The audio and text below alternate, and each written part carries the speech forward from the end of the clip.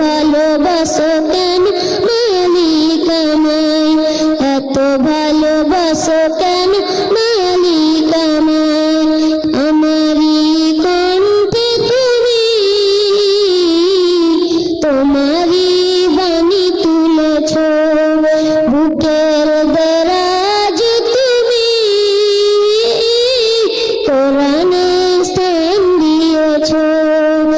এত ভালোবাসো কেন মালিক আমায়, কি করে শুকর তার করি আদায়। এত ভালোবাসো কেন মালিক আমায়, এত ভালোবাসো কেন